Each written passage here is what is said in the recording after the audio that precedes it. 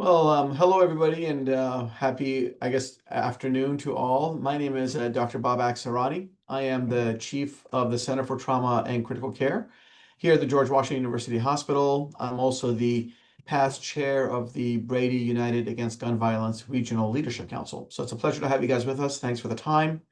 Today, I'm really excited to introduce two of my colleagues here at George Washington. Dr. Megan Quintana is a trauma surgeon, one of my partners, and Mr. Geoffrey Shapiro is our EMS and Operational Medicine Training Director here at GW University.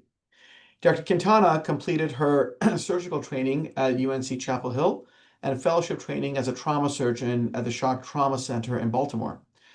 She's been a faculty member in the GW School of Medicine and Health Sciences for the past 6 years. As such, she has extensive experience treating victims of firearm-related injuries. In addition, Dr. Quintana leads the trauma educational efforts for our entire trauma center. This includes educating both medical providers as well as the lay public. Mr. Shapiro has been involved in pre-hospital and EMS care since 1990 and has extensive experience teaching various federal law enforcement agencies the key principles and fundamentals of pre-hospital medical care. He co-founded the Committee for Tactical Emergency Casualty Care and has co-authored several key manuscripts evaluating the wounding pattern and opportunities for rescue following mass shootings. We're going to talk about these things.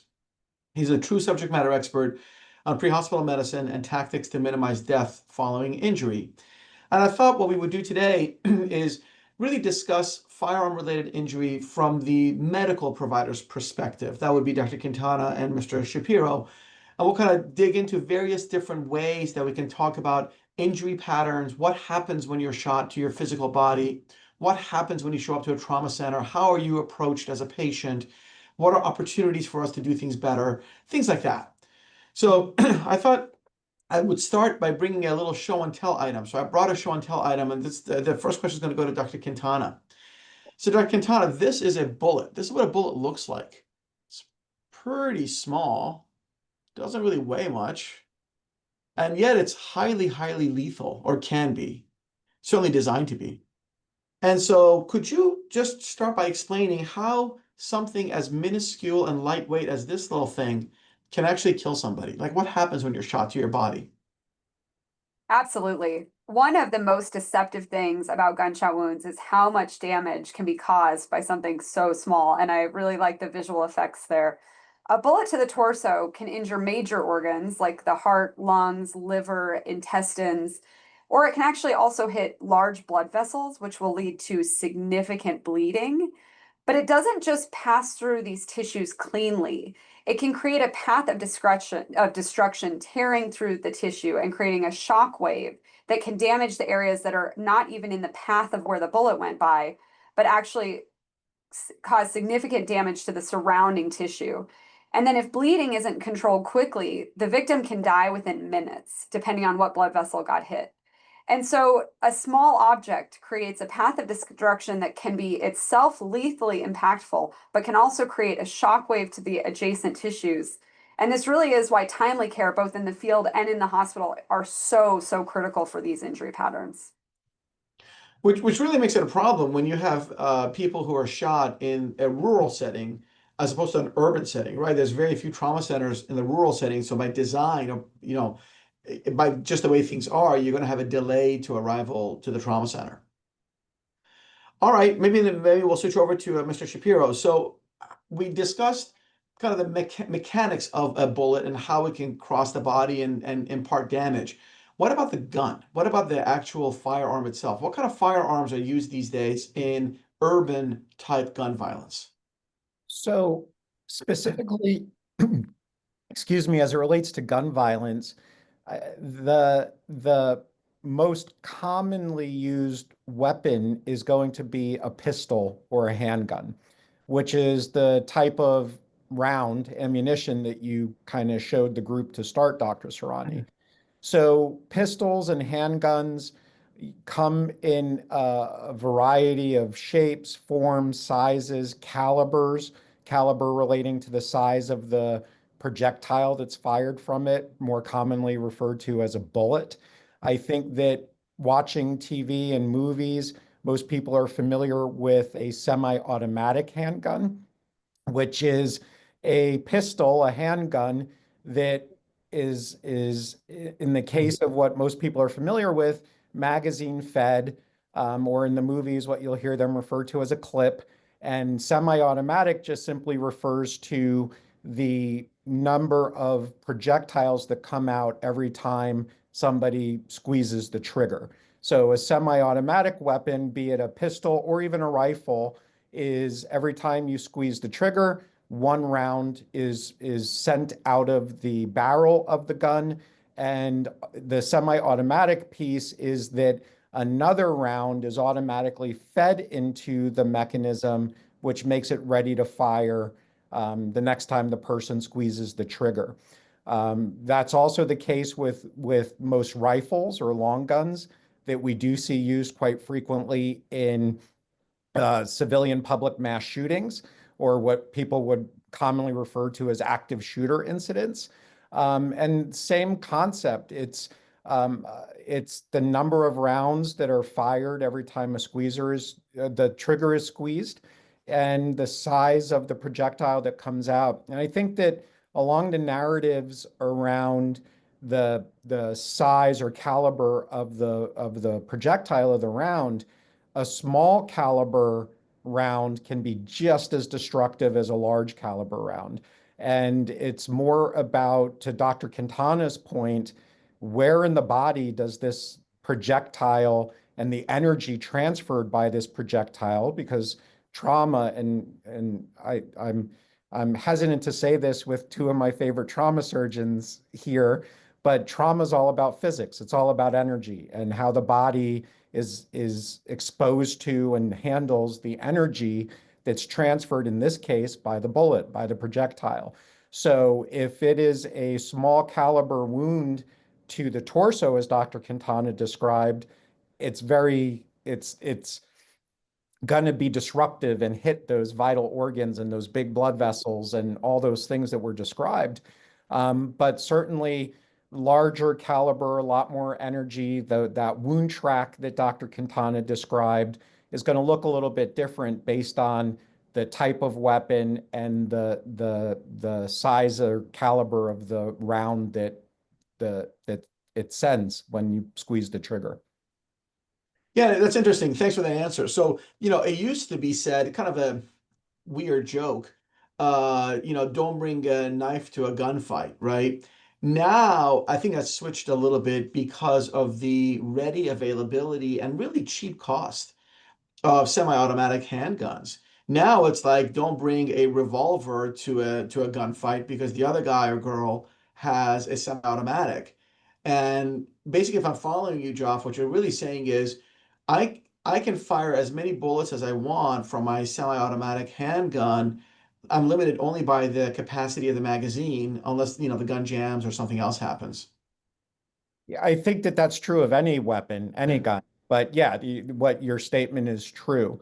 Um, I think that even with a revolver, and a typical revolver has 6 shots. Right. I think even with a revolver, if you have the the first 6 shots, if they're placed in the right place, then it's going to cause just as much damage as that semi-automatic pistol. To your point, Dr. Sarani, there's going to be fewer opportunities to squeeze the trigger without reloading. So yes, in that context, absolutely. And don't mean for this to sound argumentative even in the least bit, but if you have a revolver with 6 shots, those 6 shots are gonna do the same damage Sure. around somebody that has a magazine with 15 rounds in it. So yes, they're gonna have to reload quicker. Yes, there's all those practical aspects of it. But I think what the point I'm trying to make is the bullet is a bullet, and when it hits the body, it's going to do damage. And I think sometimes the narrative around the type of weapon and the capacity of the weapon, we can't discount that a revolver is going to hurt people and kill people too, regardless No of. question. So So on I that point then, So really, we're talking about how fast can you expend these bullets, right? You got six, but you may not be as fast as if I got my semi-automatic. I agree with you. Once the bullet hits, the die's been cast, so to speak. So let me ask Dr. Quintana, of the patients that we see regularly being shot here at George Washington, your anecdotal experience, how many bullet wounds do you think each of these patients has when they show up? It is more common to have more than one. And I can say that for certainty. I guess on average, maybe three Yeah. is probably the common number, I would say, but definitely more common to have more than one hole. And that's exactly my experience too, by the way. I would have said 2.5 if you really want to be super academic about it. That's what the studies would show, that people are shot on average 2.5 times. But of course, you can't be shot half a time. So I would say three. I agree with you. How do we assess that? Like if I've got two bullet holes in me, God forbid, does that mean the bullet went in and out, or did I get shot twice? Or how do you figure that out? So we do not know what that means until we have a little more assessment of the patient and their status. And so we really do rely on finding holes. And I know that sounds a little funny or a little clippy, but when a patient comes in after being the victim of penetrating violence or penetrating injury, we start with an identification of holes because as we identify where the holes are, we are trying to line up trajectory. And I believe this was a famous quote from Dr. Sarani, but trajectory identification equals injury determination. Uh, Injury determination. That's great. I have to give credit. That's Mike Rotundo, who's a fantastic trauma surgeon in upstate New York. That was not my quote, but I stole it from him with glee. Okay. And I always mess up the D and the I word. Trajectory determination equals injury identification. Right. And so I think that really can't be that's such an important point. Now, there are some things that can throw that off because if a ballistic does not make it all the way through the body and is still retained inside of the body, we that also will help us with our trajectory determination. And so we often have a saying that the number of holes and ballistics that we can identify in the body need to add up into an even number. And if it doesn't, we are missing something. And we really do care about where the hole is compared to the ballistic. Now, as a trauma surgeon, I do not know the direction of the injury. I do not know entrance and I do not know exits. And I do not use that terminology because that can have very strong legal implications. And what I care about is where the hole is, where the bullet is, where the two holes are, and what could be injured in between those things. So we very rapidly assess for any holes. We do try to identify ballistics. We can use radiographic imaging and x-ray and things like that for the ballistics that might be retained in the body. And then we quickly try to say, where is the bleeding? What is injured? And how do we fix what's injured and stop bleeding? Because you're making the assumption that bullets going in a straight line, that bullets don't ricochet around the body like they do in Hollywood. But they absolutely do ricochet, and we talk about that a lot. Once the ballistic hits certain tissue densities, it will absolutely change the trajectory of the bullet. And so you're really thinking about what organs lie in the path and what could be injured. And you're right, it's not a straight line, and it's not usually a small area. All right, so then let me go back to before we get down to the patient has arrived, and now we're going to be assessing the patient. Let's go a step back for one quick second. An event has occurred. Maybe it's a mass shooting event. Maybe it is, unfortunately, everyday urban type shooting event. And Mr. Shapiro, you did a bunch of studies. We did them together, looking at opportunities for rescue in the pre-hospital phase of care. So let's talk about that. What did you find? So and I think it's really important to emphasize the we and several other colleagues. And the reason I say that is because it was a true interprofessional collaborative effort. We had the trauma surgeons, we had the emergency medicine physicians, we had the pre-hospital people, we had the medical examiners involved to really paint a full picture as to what's happening and where those opportunities are to save lives, like to your point, Dr. Sarani. So all that being said, we found that the majority of wounds, gunshot wounds from these civilian public mass shootings, and we looked at both survivors and people that succumbed to their injuries, is that most of the fatal injuries are to the torso, like Dr. Quintana described. And quite honestly, there are limited things that we can do in the field, important, and I think that we're going to get to what some of those things are for everybody that's listening and participating, but recognizing that these people who are shot in the box, to use vernacular, in the torso, in the head, in the junctions where the extremities connect to the torso, those, to Dr. Quintana's point, are highly fatal in a very short period of time. So unlike being shot in an extremity, which can also be devastating and lead to significant bleeding, the stuff that people are dying from routinely in the context of gun violence and even edged weapon violence. We just saw that paramedic that was stabbed in the heart outside of Kansas City this past week. The damages to those vital organs and those large structures. So getting people to understand that time is the most important factor as it relates to survival. And yes, there are things we can do while we're waiting for EMS or for the patient to be transported to the hospital, but identifying this person is really hurt and they really need to look up and see Megan and Babak standing over top of them. You know, the old expression, if we're using old trauma quotes, bright lights and cold steel, right? And that's what they truly need. So how do we minimize the time from the shooting has occurred? We weren't able to prevent, which is unfortunate. But the person is injured. They need to be at your trauma center.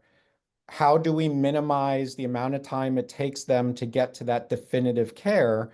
And I think that what we're working on in the public safety arena is, with our law enforcement partners and with our fire and EMS colleagues, identifying opportunities to access these patients quicker, to provide the appropriate point of wounding care quicker, and to extract them to you quicker.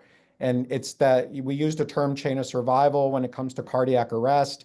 And it's no different in trauma. It's a chain of survival. It's the actions of the people that are there when it happens, and not only what medical care they could do, but what can they do to mitigate the circumstances. If it's an active shooter, the run, hide, fight component to it. And then the medical things that we can do. And then how do we get them to you? Is it what we saw in Las Vegas is there lots of people hurt and not enough ambulances there right away. So they took ride shares and they commandeered buses and pickup trucks, and people know that they need to get to the trauma center. So they're minimizing that. So looking at human nature, human behavior, looking at the wounds, which that was your original question that I'm rambling on about. But the reality is, and this is a very, I think, telling, if not sad reality, is that civilian public mass shootings are more fatal than war fighting. In the context of you get shot during a active shooter or in gang violence or in a domestic violence incident, the injuries are more immediately fatal, and the opportunities to save lives may not be as great as they are in a combat setting. And that was one of our papers, and I think that out of all of them carried with it a specific message. But when we did that one and the results came out for that one, that was very eye-opening, and that was very telling that we need to do better. In the entirety of this conversation, we just need to do better because they're devastating injuries. And Well, and that goes to show you, right? If you look at the statistics, there are more people have been killed on the streets of America in urban-related gun violence over the last 50 years than all the wars of the United States since the Revolutionary War. If you combine all the wars, World War I, World War II, Revolutionary War, Vietnam, add them all up, there's still fewer people killed than the urban streets of America in 50 years. And that gets to a variety of reasons, right? I mean, in today's world, thankfully, good luck getting close to one of our soldiers, sailors, airmen, Marines as a combatant. They know you're coming. They're heavily armed. They're very professional. They can defend themselves. They can shoot back. None of that is true if I go to Walmart. I am not heavily armed. I'm not definitely not professional. I cannot shoot back, et cetera, et cetera. So, Well, I think that depends on which Walmart you go well, to. that's a reasonable point. Yeah, And okay, Fair, I got you on that fair. one. Got you on and that one. I think actually to that point, Dr. Sarani, not more important, but just as important in the context of this conversation is in the military, people are wearing body armor. Yeah, When my exactly. 8-year-old daughter went to school this morning, as much as she loves walking around the house wearing my body armor when I let her, she didn't wear it to school today. And unfortunately, in that Walmart, when the person walks in and starts opening fire, the distance is between me and my computer screen. It's not hundreds of meters, like it's going to be in a lot of the combat situations that we look at the military data, which is also very important. There, to your point, in most civilian active shooters, people aren't fighting back. And it goes to, as part of the prevention piece, getting people to understand run, hide, fight and what it really means, because I don't think we do a good job teaching it. Run, hide, fight's nonlinear. Run, hide, fight is based on what your relationship is to the threat. And so there's opportunities to, yes, we got to prevent them from happening in the first place. We got to, if they do happen, we've got to get people to stop the killing as quickly as possible, whether that's a person that's there and able to do it, or law enforcement, or whoever's in a position to stop the act of killing. And then we've got to stop the dying. And the stop the killing, stop the dying quote is from one of our colleagues, Reed Smith. And Dr. Smith is one of the, national, if not international leaders in the development of these programs to decrease the amount of time it takes to get that point of wounding care to these people and then get them to the right definitive care. So it goes back to, I think, that whole systematic approach to this problem. And there are opportunities at each level to really make a difference. All right, so let's take that frame. I'm going to ask you, Dr. Quintana, in a second to kind of weigh in here. Patient is still in the pre-hospital phase of care. He or she has been shot. We talked about speed matters. We talked, well, with not speed as far as arrival to the hospital, but time to at least initiation of medical care. So let's stay in that pre-hospital setting, okay? So maybe, Megan, I can ask you to talk a little bit about what can I do as a non-medically trained civilian provider to at least assess this person and help them out. And then in short order, Geoff, I'll switch over to you and kind of take it back up a little bit again to a 30,000 foot view, and then we can talk about TECC, what it is, and how does that impact me as a lay provider, not as a medical provider. So let's start with Megan. So Megan, person's been shot. You're walking down the street. You are not a doctor. You're just a regular, good old-fashioned person. What would you do? So, model just like the CPR courses that we have for heart attacks, the American College of Surgeons actually rolled out a Stop the Bleed program nationally.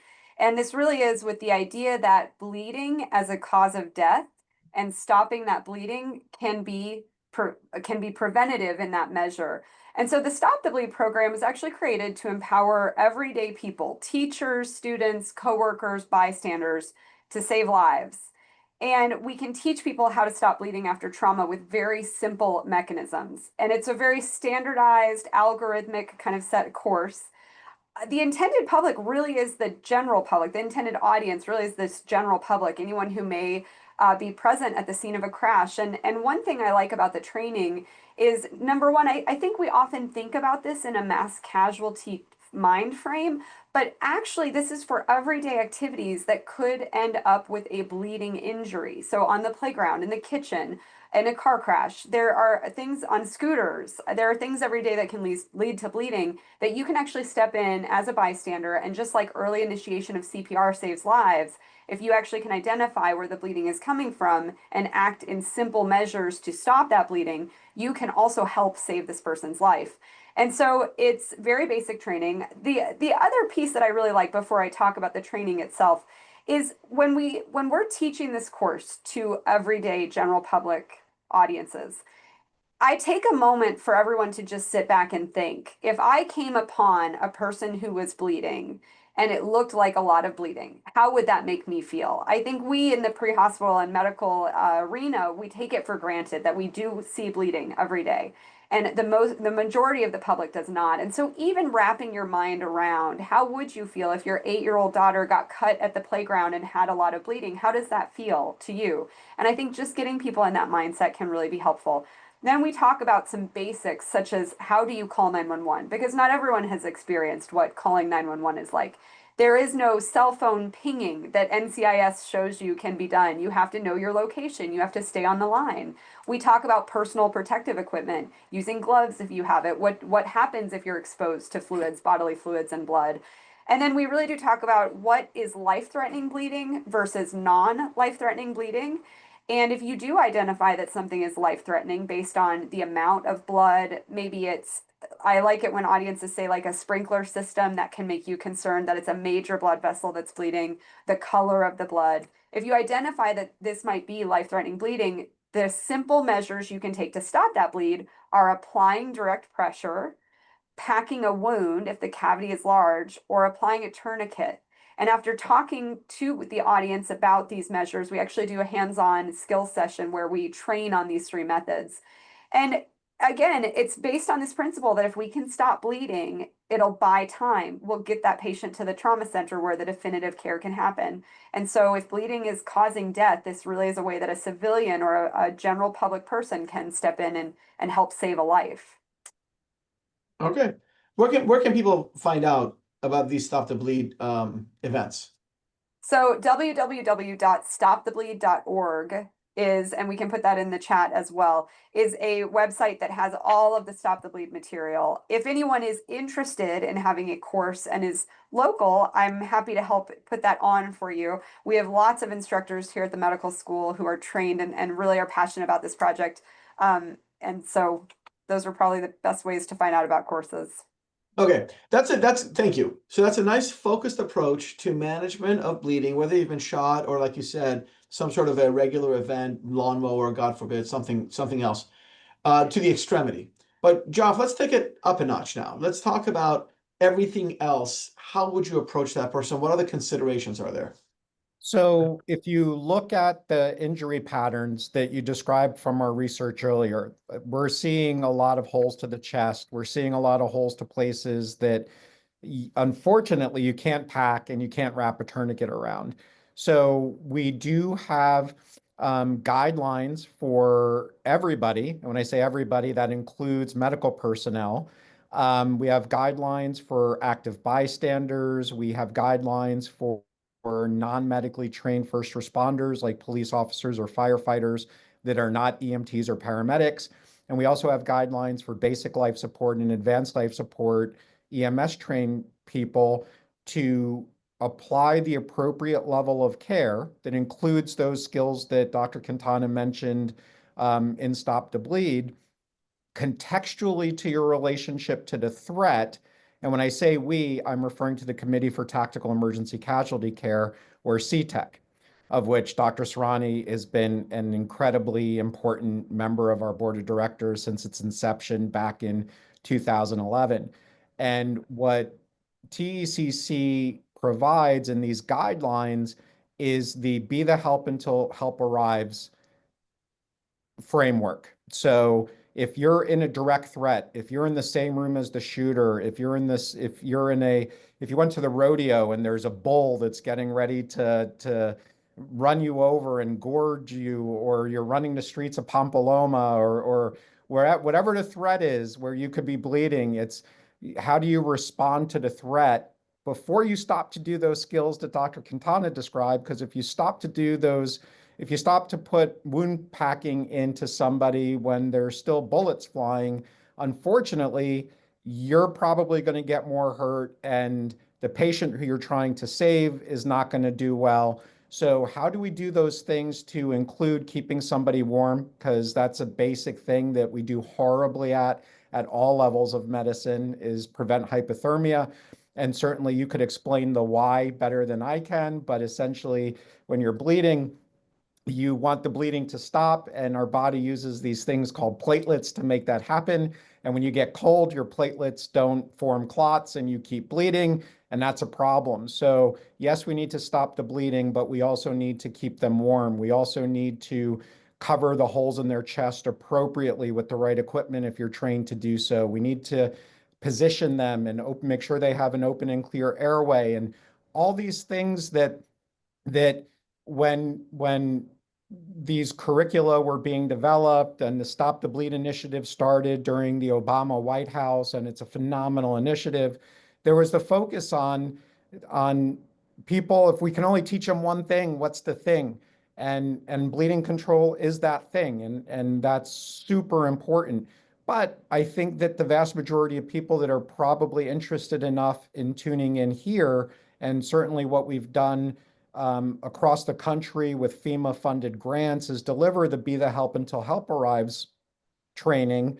And then more importantly, and I think that this is the actual answer that you were looking for, Dr. Sarani, is we need to train our police officers, our firefighters, our EMS personnel how to access these patients sooner, because on day one of every EMS training course ever in the history of EMS in our country, we teach them, if the scene is not safe, to stage and wait until the police are able to make the scene safe for them. And that concept is obviously an important concept, but understanding the dynamics of active shooter and active violence events and where the threat really is and is not, that's really been the focus of my work, is getting public safety to understand they need to get to people sooner. You don't need to be a fully trained paramedic to do what Dr. Quintana described is so important.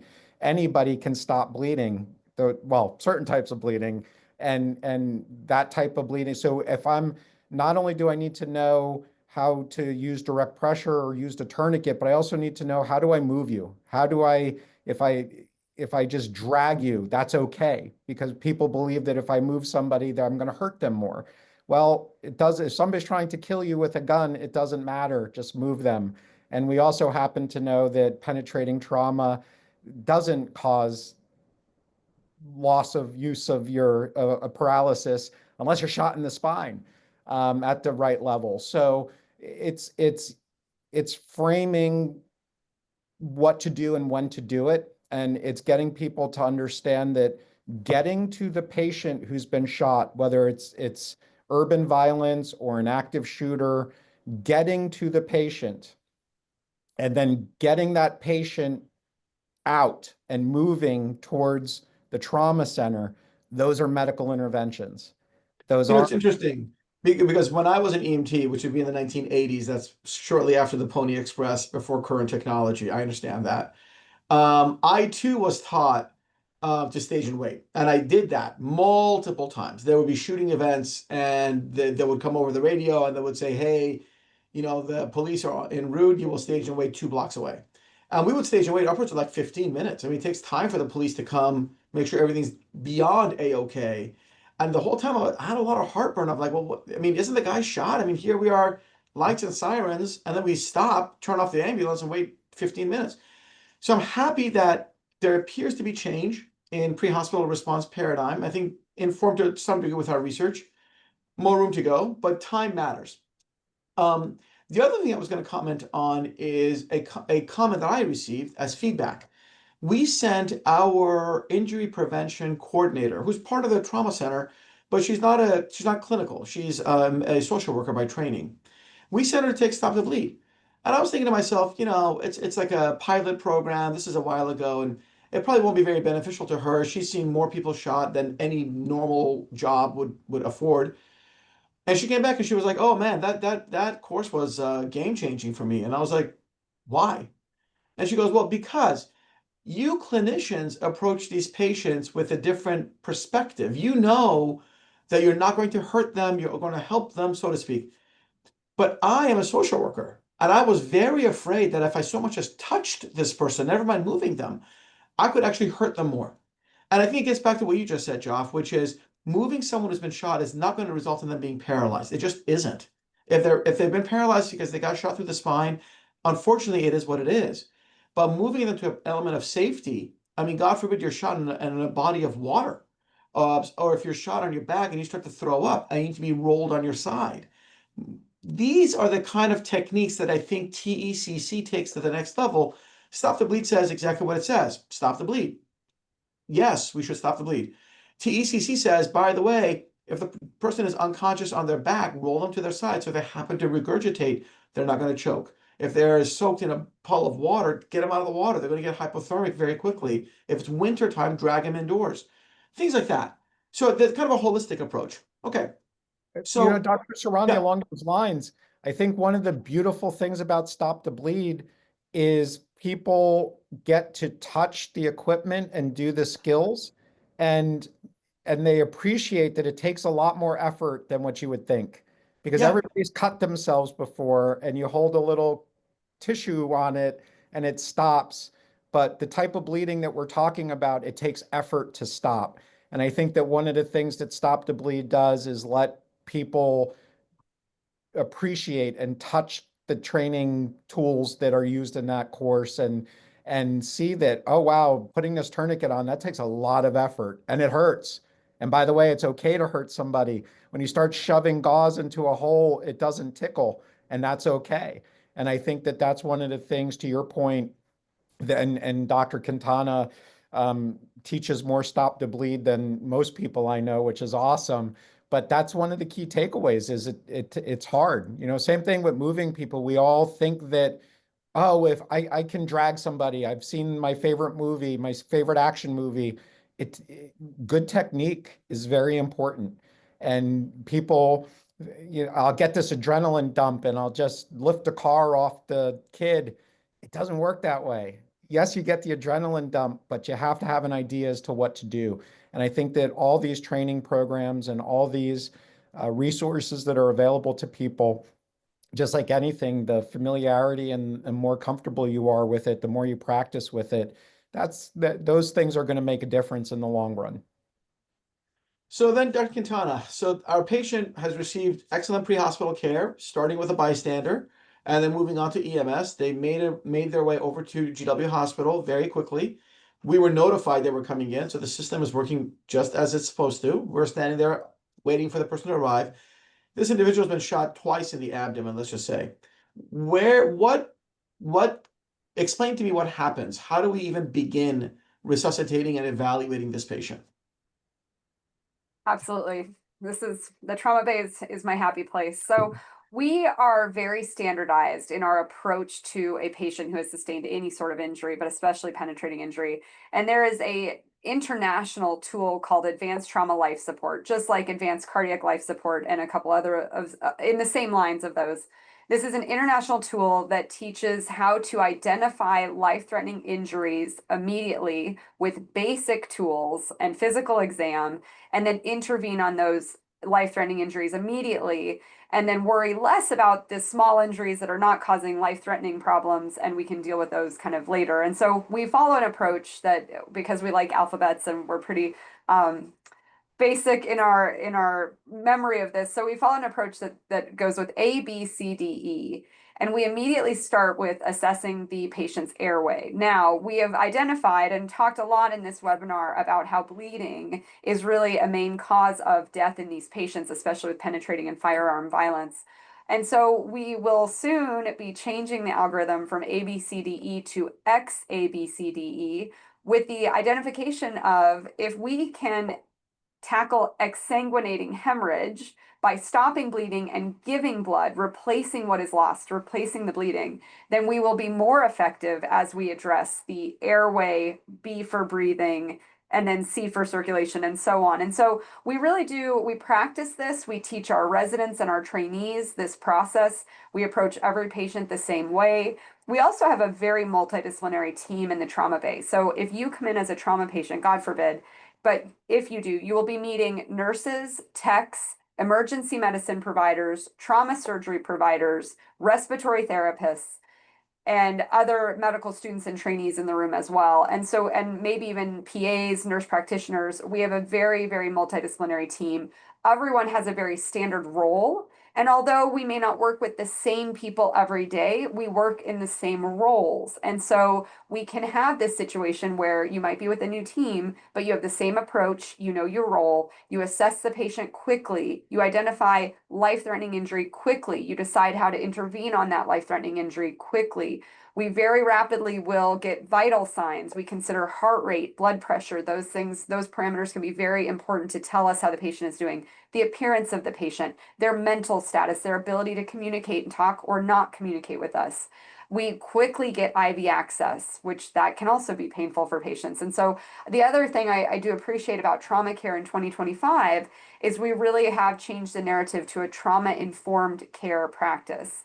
And so we do understand that these stop the bleed measures, the things we do to the patient can hurt them. We try to talk a patient through if the patient can understand what we're saying to them, and really try to walk them through the process with us. And so we, as a team, all have our role, start to assess the vital signs, start to identify what is injured, what is causing the patient's most serious risk of life-threatening injury, and we attack that. And then we use some adjuncts such as ultrasound and x-rays to help us identify if we have multiple cavities of a body that could be injured. We have to identify which one is the most life-threatening at the moment. And so we have ultrasound and x-ray, which can occur at the bedside. The patient doesn't have to move.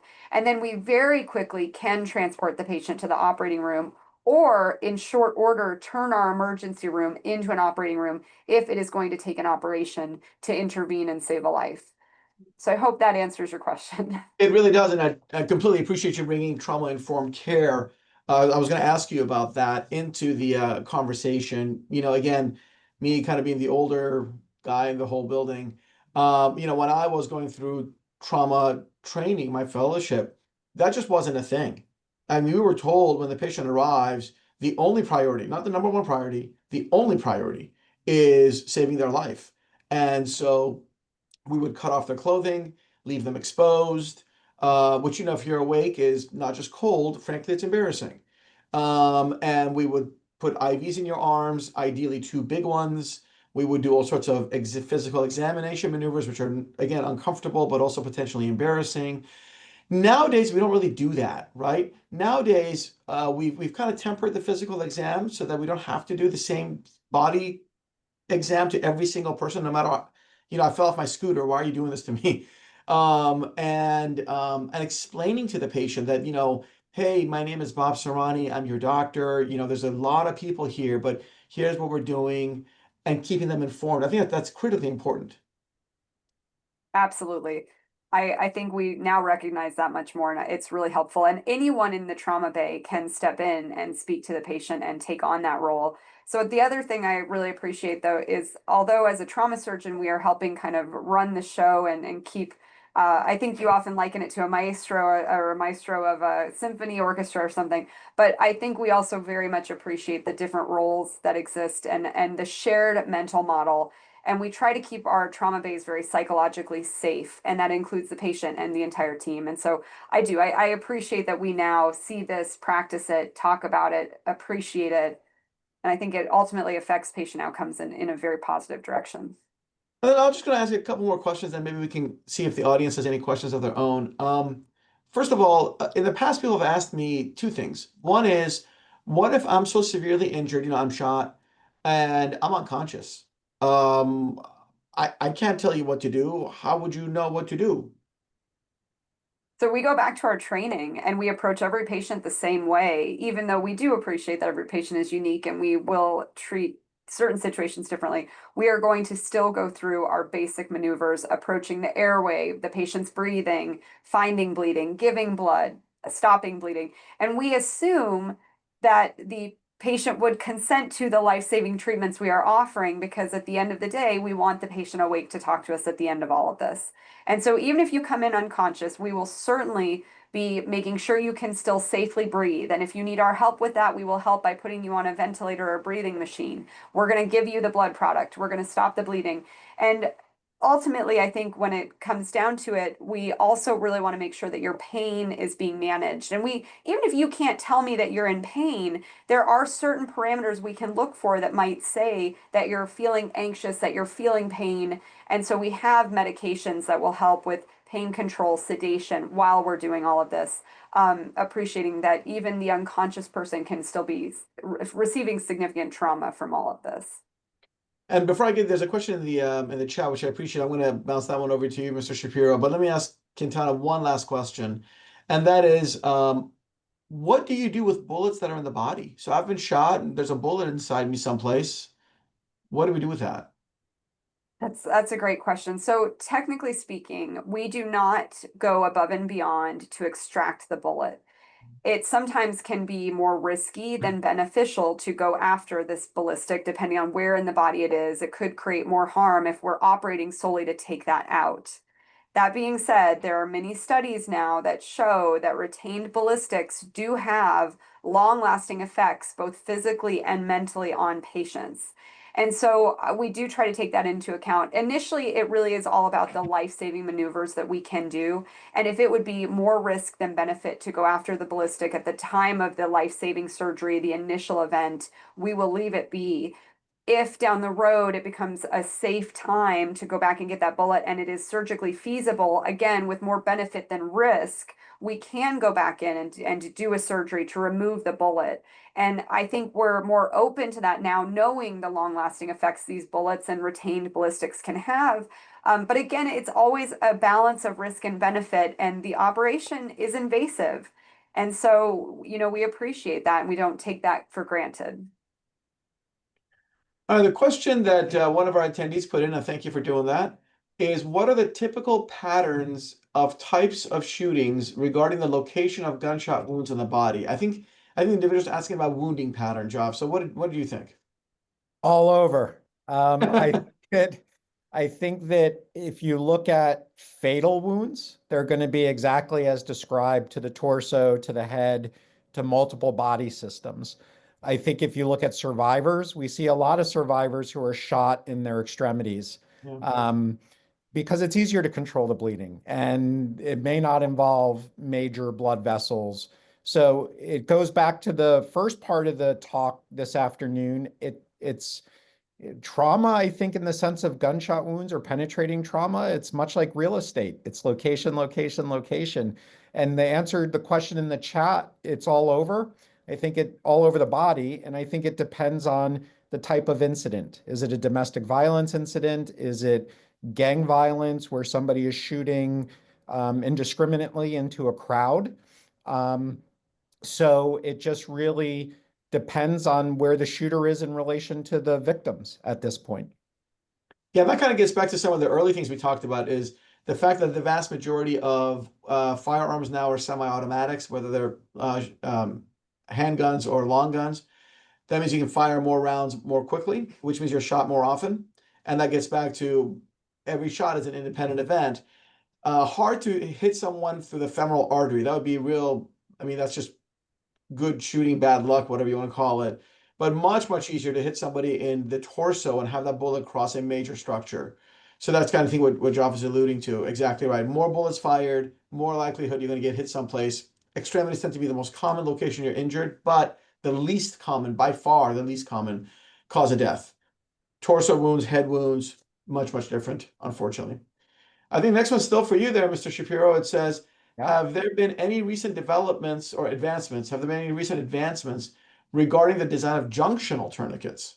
So there are What is a multiple. junctional tourniquet? Yeah, so a junctional tourniquet is a device that you could put above an extremity. So if somebody is shot, the classic example, okay, Dr. Quintana is saying in the axilla, in the armpit area, that's great. I was thinking more in the pelvis, the famous movie, the Black Hawk Down injury, where a tourniquet won't work. For a tourniquet to be effective, you need to be able to get it a couple inches above where the damage to the major vascular structure is, the artery or the vein. So if the wound is above where a tourniquet would be effective, there are devices out there that you could put around the pelvis, the hips. You could put them up into the armpit. you could put them against these junctions to help control the bleeding. There are various commercial options that are available on the market. There are new designs coming out all the time. The data is very nascent, let's just say. There is not good data that suggests that um, um, junctional tourniquets are going to move the needle. It's a great idea. Now, something that is being done in the trauma bay, Dr. Sarani and Quintana, in the form of Reboa, which is, for lack of a better way, an internal tourniquet or some variation thereof. But so there are advancements being made. And I know some of our military colleagues are actually doing field Reboa, where here domestically it's only done at high-level trauma centers. So there's advancements in technology and devices that are being developed.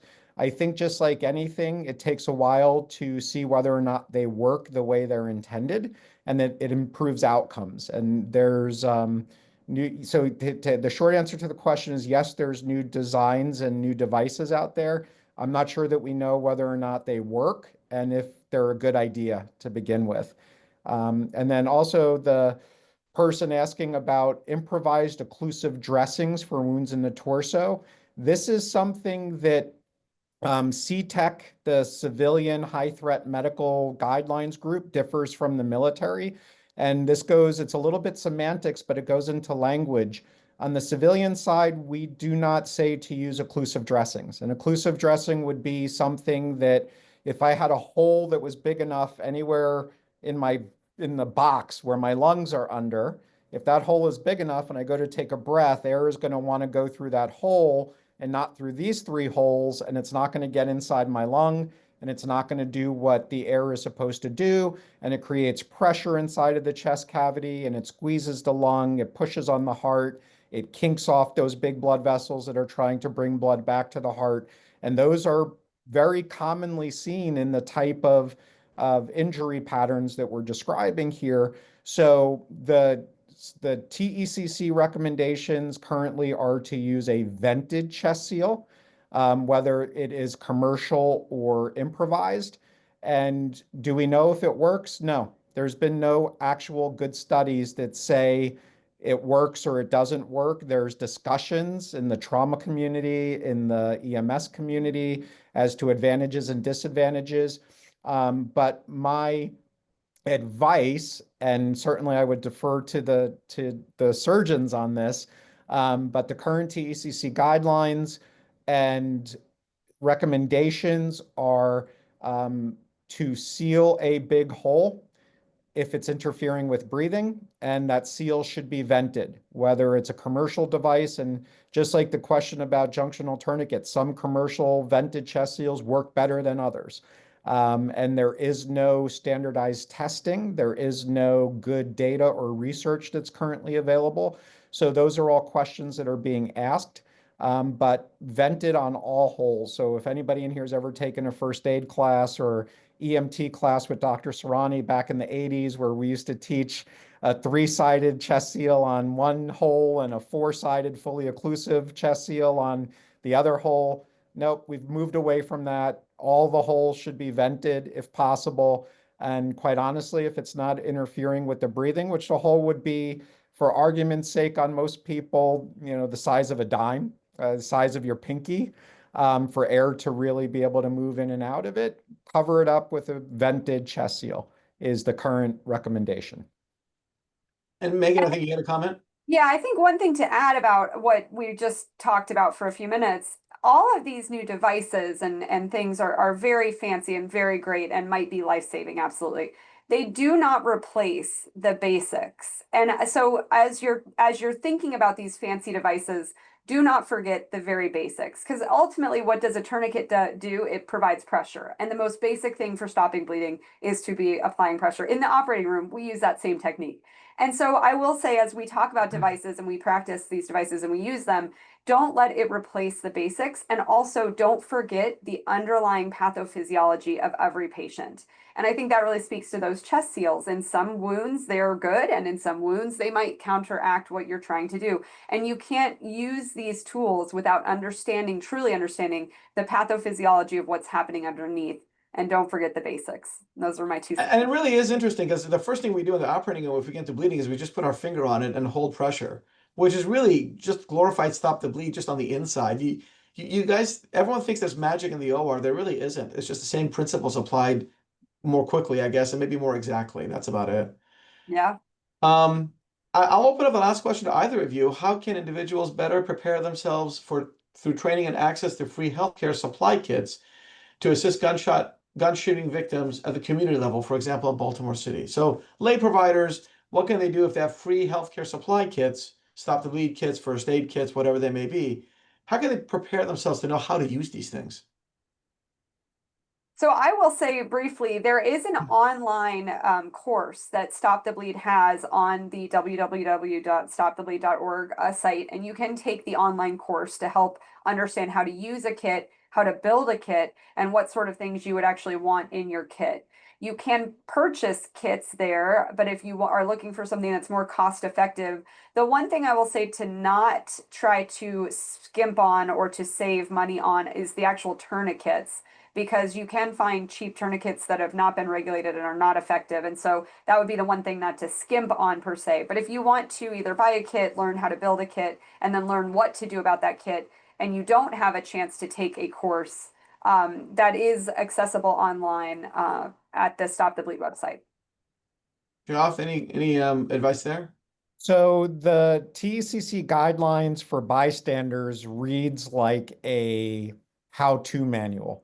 So it was written that way intentionally, and it discusses everything that we've talked about and managing all these different wounds and injuries that we've been talking about all day. The reality is, unfortunately, at this point in time, at least at the national level, I'm not aware of anything that's funded, which would be a great initiative. But there are resources out there. I would absolutely recommend going to the Stop the Bleed website. I would recommend going to the CTEC website and looking at the level appropriate, I think, for most people participating, the active bystander set of guidelines. Those are free resources. And I think if people are living, for those who live in a major city, if you just simply call your local trauma center, you can Google what local trauma center to me. If you call them and say, look, I'm interested in learning, you can just use the fancy word stop the bleed. That's the buzzword these days. They will direct you to your local resources. So you know, might be easy to make it easy that way. We have about 4 minutes left. One other quick point. Many airports and public facilities, stadiums, and some high schools are actually keeping a Stop the Bleed kit in the AED box where they have the defibrillator for heart attacks, essentially. And so if you are in a public setting, there may be a Stop the Bleed kit with the AED to look out for. I see them in airports now all the time. So just something to look out for. Geoff teaches EMTs on a regular basis all in the federal government. So this last question's for you. Yeah, so Craig is a colleague. He's a faculty member in the EMS program at GW, and he's my former partner back on the medic unit days. So I'll be more than glad to get into greater detail with him. But I think it's an important question. And really, Craig, we still teach the same things. And it goes back to with whatever device, if you're using a tourniquet or wound packing, a chest seal, is the thing that you're doing still doing what you want it to do? Is the patient changing, hopefully for the better? If not, did we put a tourniquet on and now their blood pressure is higher, so the tourniquet's not working anymore? Or did we put a chest seal on and their breathing improved, but now it's not? And there's a lot of anecdotal evidence out there, Craig, regarding chest seals. There is nothing in the literature right now that has looked at specific devices. I also have my own anecdotal experiences that I'll share with you. But are there some that work better than others? Yes. Are there some that are very common that don't work well at all? Yes. So that's where having somebody at the organizational level that has experience with these different commercial options that are out there. And by the way, what I just said is true not just of chest seals, but also of tourniquets and of hypothermia kits and everything else that's available, junctional tourniquets. So there are a lot of widgets out there. There are a lot of snake oil salesmen out there. And it's truly buyer beware and working with people that can actually assess the device, the product, and instruct on it. But anytime you use a chest seal, any type of chest seal, even if it's working properly, there could still be a tension developing underneath it. So you have to monitor the patient and you have to know what to do, whether it's burping it at the bystander BLS level or an ALS intervention to include needle chest decompression or a finger thoracostomy, whatever is necessary in order to make that happen. So Okay. monitoring your patients are key. All right, we'll end there. I want to thank the Milken School of Public Health for putting this on. Certainly thank you, Mr. Shapiro, Dr. Quintana, for your time. And thanks to the audience for attending. I hope this was useful to all. Thank you. Thank you. Thank you. Bye.